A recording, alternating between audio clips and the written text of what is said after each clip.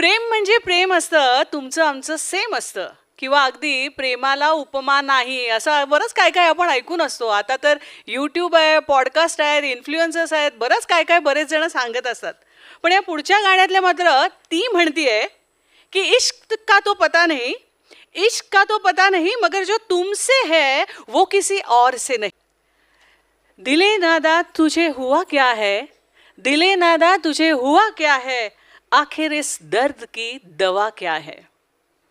हे पुढचं जे गीत आहे ते आयुष्याच्या अपूर्णतेचं कदाचित कुठेतरी प्रेमात पडल्यावर दोन गोष्टी हमखास होतात.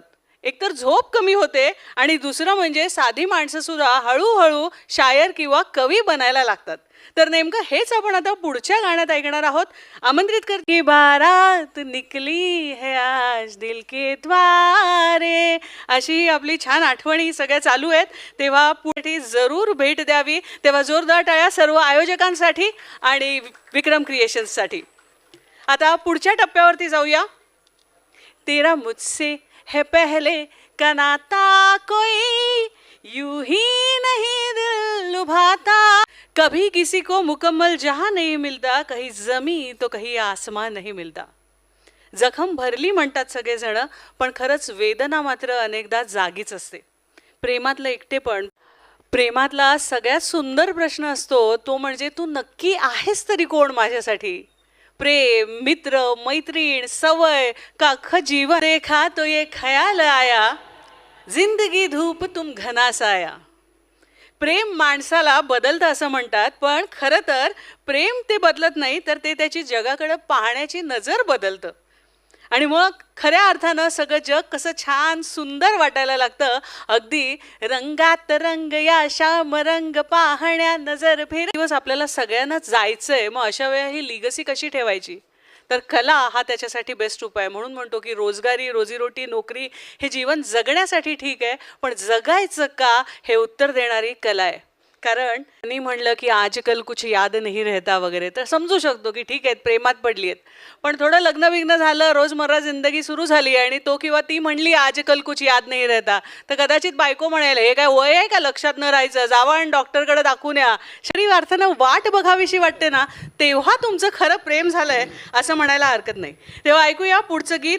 मंदार कौशिक ऑलरेडी स्टेजवर आहेत. सत्य पे सत्ता किशोर कुमार यांचं फेमस गाणं. असं शायर बियर तत्वज्ञान सांगून चंद्रतारे वगैरे काही नाहीये, तो बिनधास्त आहे आणि म्हणून तो म्हणतोय की तुला पाहिलं आणि माझी विकेट पडली बघ. त्यानंतरचं पुढचं गीत आहे काश्मीर की कली मधलं रफी साहेब आणि आशादी यांचं दीवाना हुआ बादल सावन की घटाछाई.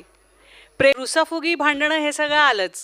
आणि मग रुसाफुगी भांडणं म्हटलं की ती म्हणते तू रूठा तो मैं रो दूंगी सनम, आणि तो म्हणतो छोड़ो भी ये गुस्सा तुम जरा.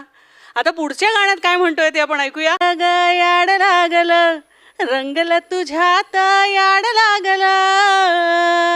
प्रेमाचा हाच तो पहिला क्षण असतो जेव्हा साधारणपणे कळलेलं असतं की हो हो नक्की तिच्याच प्रेमात पडलोय, पण अजूनही कैसे मान लूँ इश्क एक बार होता है, कैसे मान लूँ इश्क एक बार होता है, तुझे जितनी बार देखूं मुझे हर बार होता है. हे त्याचं म्हणणं ऐकल्यानंतर ती म्हणते ऐसी दीवानगी देखी नहीं कभी. सगळ्याच प्रेमकथांमध्ये काही देवदास नसतो, काही प्रेमकथांमध्ये हिरो सत्य असतो बरं का. आणि मग सत्य असलं की अशा वेळेला गाणं म्हणजे फुल झिंगाट कल्ला असतो. आणि कारण का हे प्युअर सेलिब्रेशन मस्तीवालं गाणं आहे. खट्यापणा, खोडकरपणा, बिनधास्तपणा.